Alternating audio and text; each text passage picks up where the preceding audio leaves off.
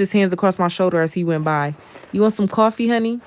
No, thank you, I answered without looking up from my desk. I already had a cup.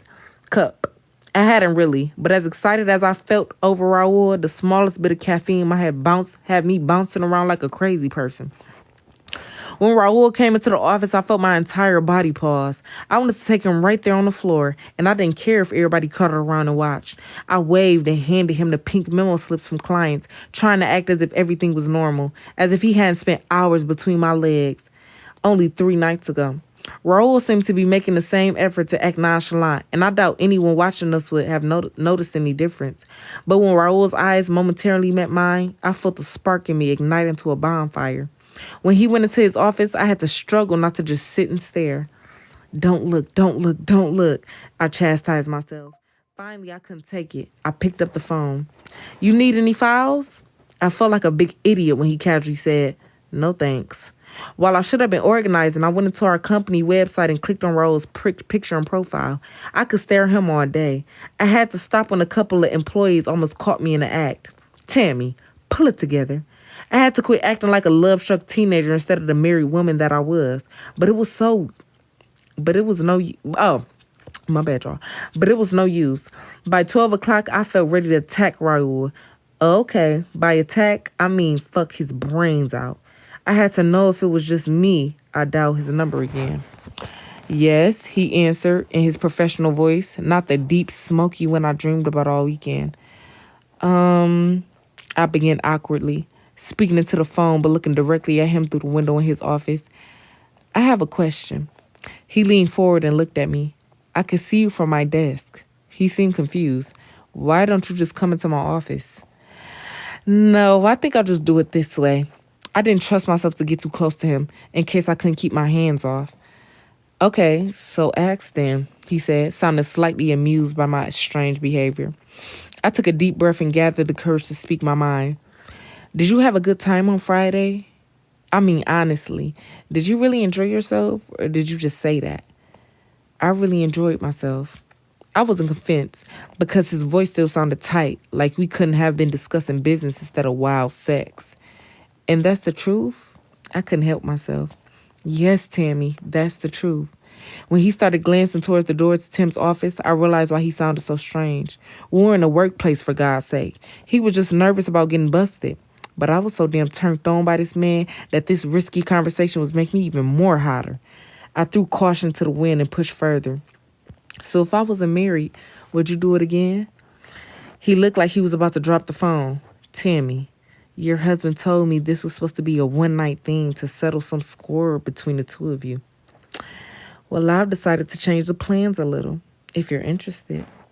Raul's eyes glanced nervously at Tim's door again. Your husband is my boss. If he found out we were having this conversation, he'd fire me. It might sound cold, but at that moment, Raul's job security didn't matter to me. There was only one thing I cared about, and that was getting him to give me head like he did the other night. Would you? I pressed him. In the back of my mind, I knew there was a small chance he could tell Tim I was propositioning him, but I was willing to take that risk. Tammy. He sounded like he was pleading with me to stop the conversation, but I refused. Just answer the question, Raul. I have just as much as you to lose. He gave a defeated sigh. Okay. Yes, I would. But you are married, and so am I. So what? He stood up in his chair staring at me through the glass. My boldness had shocked me too, but I desired him in a way I had never wanted anyone before. I don't know if it was the seven orgasms he gave me, but I needed this man again. 7 orgasms. 7 orgasms, honey. This why I don't like reading books, honey. Ain't no man in real life giving you 7 orgasms, baby. Ain't no man in real life giving you 7 orgasms, honey. Eh. This is too much. Whew.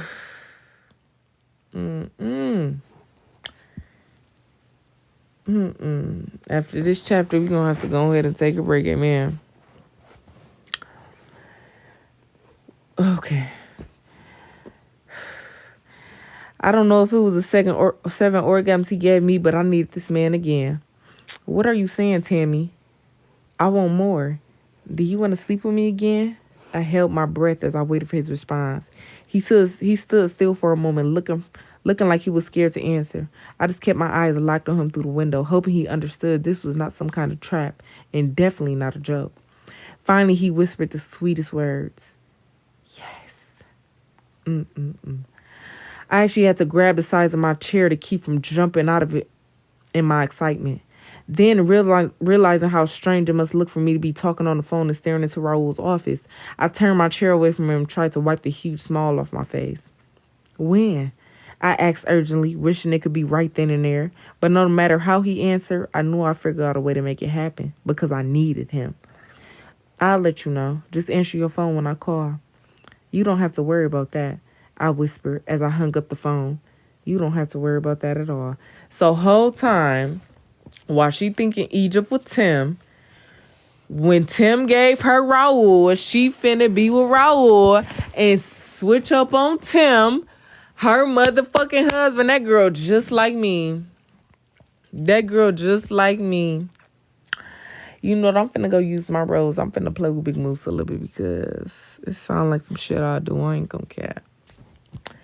This sound like some shit I do, honey. Give me a minute. I'm gonna go play with Big Moose. I'm gonna call you back a little bit because, yeah. Love y'all. Call you back.